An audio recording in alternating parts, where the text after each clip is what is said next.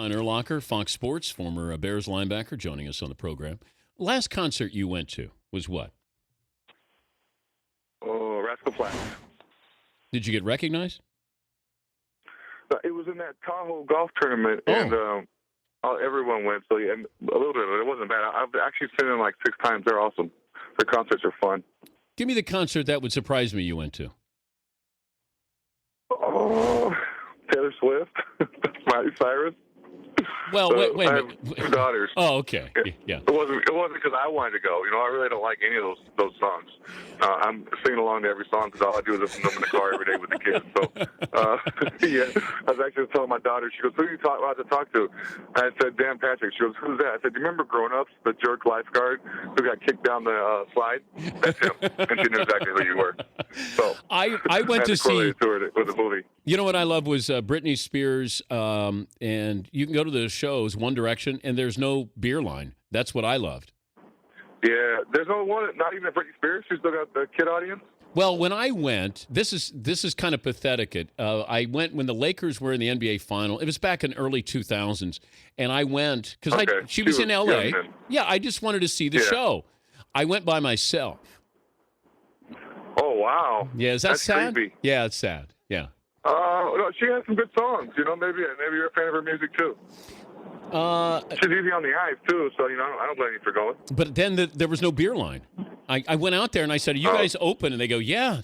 Thank God nobody's buying beer. So had a couple of beers, watched Britney Spears. Good for you. When's the last time? I actually wouldn't mind. I could go to Britney Spears concert. I'd be okay. When's the last time you hit somebody? Oh, when I did, you mean on the football field or like boxing? I actually started doing this boxing stuff with Glazer. Oh, man. man. The first time ever I put on, just boxing, just for some conditioning, and I put some boxing gloves on. I started hitting Jay was my coach, Jay Glazer. So 2 days ago, it was fun. Did you hit Glazer?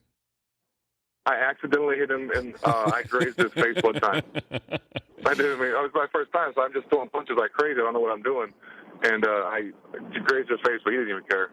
But don't you think Glazer has? I saw you guys on the set. His arms are bigger than yours. He's a thick little. He's just. He's put together. He's put together. He works out all the time. He's always doing that UFC stuff. I work out at his gym out there. He's always working out. His arms are bigger than mine, but he's chunky. He's a chunky little guy.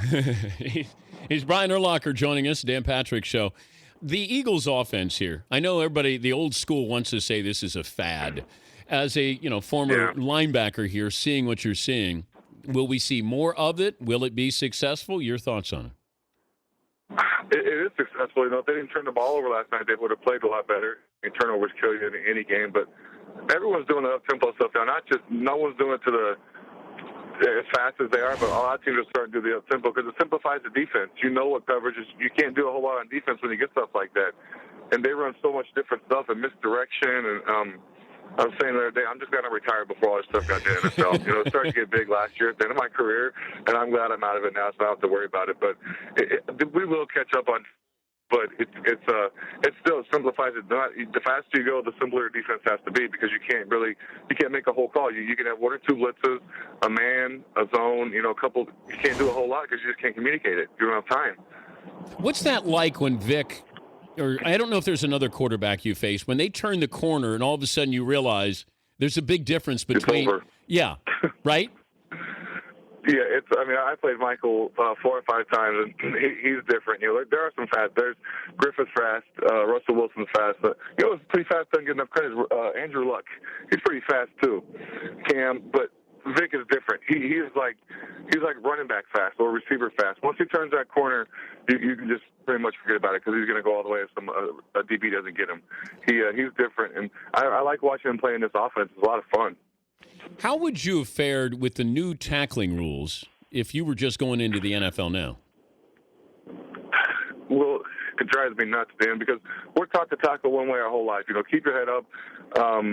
It's different now because they're teaching kids younger, but the target is so small now. We have to, or not we, I keep saying we, the players have to hit that I mean, the decisions happen in a split second. Sometimes you can't change your target area, and the guys move, they get tackled before you hit them. Like Deshaun Golston, he flew in there, and someone already had Sproles on the ground. Of course, he launched a little bit, but it's tough, and not guys. You saw Eric Reed get hurt the other day in that San Fran game, trying to turn his head so he didn't get fined, or it looked like he was trying not to get fined, and he ended up knocking himself out. So it's tough for those guys now. If there was a draft of current NFL defensive players, who goes number one? Oh, jeez. You stumped me. I'm very partial to my Chicago Bears, if you haven't noticed yet. I'm taking Charles Tillman because the guy makes big plays. He gets takeaways. He scores touchdowns. He's a great teammate, and he's very underrated. J.J. Watt is obviously up there, too. Clay Matthews is awesome. Navarro Bowman, I'm just not taking one, I guess. I didn't really answer your question. No, that's okay. I understand, you're a There's so many good defensive players in the NFL. Tamba Ali is playing great as well. I like what I saw. The Chiefs' defense last night, and they're not in a big media market, but I thought that Chiefs' defense so far this year has shown signs that they can be a very good defense. 100%. They got a few Pro Bowlers on. Andy Reid came into a great situation. He had 6 Pro Bowlers on that team last year. All he needed was a quarterback that could actually take care of the football, and Alex Smith's doing a great job of that. You can see from the games. But I like their defense. They play hard. They get takeaways. They get to the football. Eric Berry's back healthy again, playing great. I like watching them play. All right, help me with this whole Jay Cutler thing here. All right, how did this start, and did it end that you said the only guy you didn't hear from was Jay Cutler when you decided to retire? Is that true? I was doing an interview with Graham Bensinger, and somehow he heard that I hadn't talked to Jay yet since I retired. And when something like that happens, you hear from all your old teammates, your current teammates, whatever. But I hadn't heard from Jay. That's what he asked me about it. So no, I haven't heard from Jay yet. Don't know if I will or not. And that was about it. It wasn't a big deal. I didn't feel like it was a big deal. I wasn't in Chicago when the news broke. I was actually fishing last weekend, so I didn't hear anything about it. And someone texted me something about it, but it was really not as big a deal as they made it out to be. Were you close to Cutler? We were. The last year we did hang out quite a bit. Not off the field, just not away from football, but at work. We have a ping pong room, so everyone goes in there and plays ping pong.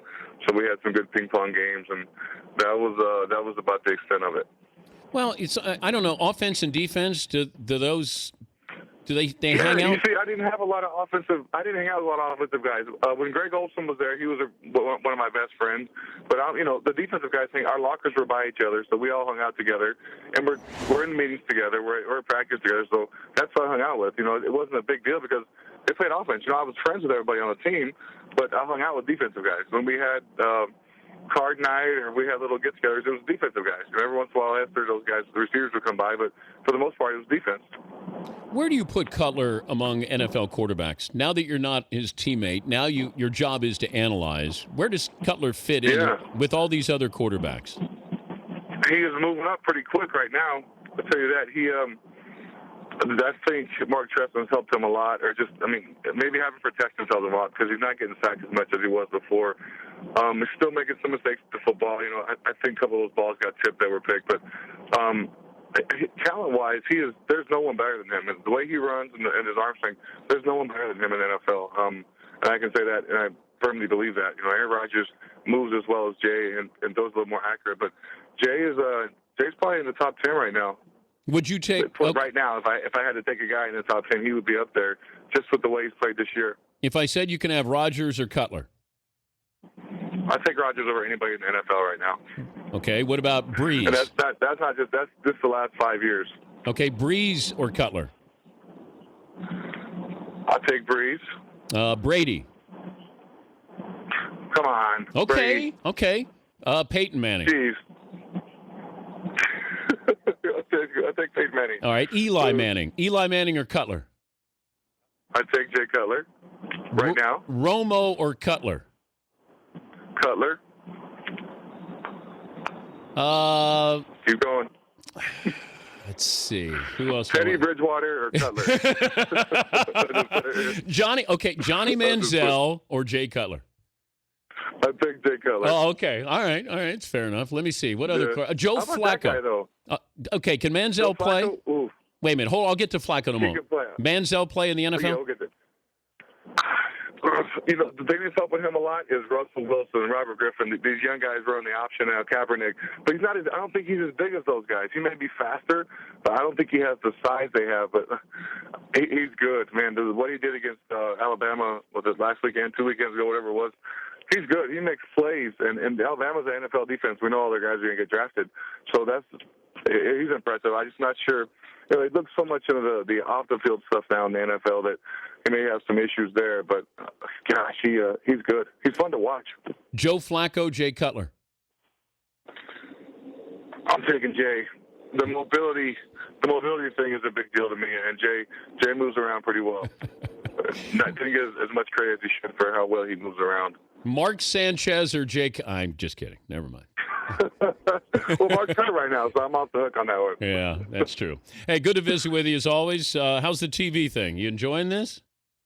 I am enjoying it. I was a little nervous at first. Live TV is something new to me, so it's a little different. But I'm enjoying it. We have a great show. Randy Moss is on there. We got Scott Fujita, Brendan Ibadejo, Jay Glazer, Kurt Menefee, Joel Klatt every once in a while, and my favorite, Mike Pereira. You know Mike at all? Yeah. He's now developed into a star here. I'm curious about Moss. Jeez. How different is Moss from when you faced him to now being there with him as an analyst? So everyone always asks me about Randy because no one knows about him. What a great guy! I played him for 6 or 7 years in a row there in Chicago twice a year. And it was like, hey Moss, what's up? Hey, you're like a nice tackle, whatever. We didn't talk on the way. He didn't say hello on the field. But when we get in the car, like we ride together to the studio, he talks the whole time. It's unbelievable. He's got great stories. When he gets on the show, he's got great input. Completely different than what I talked to him on the phone a few times as well in years past before I actually met him in person on the show. But he's great. He's got a lot of good insight, and I enjoy listening. But when he talks, I kind of get mesmerized. I got to pay attention to what he says because he's got that West Virginia accent, so I have to pay attention. But he's great on the show. He's a lot of fun. Good to visit with you. And don't think about the live audience there. If you just keep it in the studio and the people who are behind the cameras, then you'll be fine. It's when you start thinking how many people are watching and watching what you say, you won't be successful. I've quit doing that. You know who helps me is Jay Glazer because he's always screwing around. Oh man! So it relaxes me a lot more. So I'm able to kind of screw around a little bit with him too. But I'm getting better. It's fun. Just pop Glazer one. Just give him a forearm shiver for us. All right. I'm not doing it, man. That dude has got. We were wrestling the other day, just screwing around. I thought I had him. Wrong. He put me in this figure 4 leg lock that I thought I would never get out of. So I don't mess with Jay when it comes to wrestling. He knows his karate and his dojo stuff and all that. I don't mess with him. I think Glazer enjoys holding a man that way. I think that's part of the problem with Jay. He does like it. He likes hurting other men. Yes, in submission holds. So I'm gonna say that. Good to visit with you. Thank you, Brian. All right, thanks, Dan. All right, Brian Urlacher, Fox Sports. The Dan Patrick Show, weekday mornings on Audience.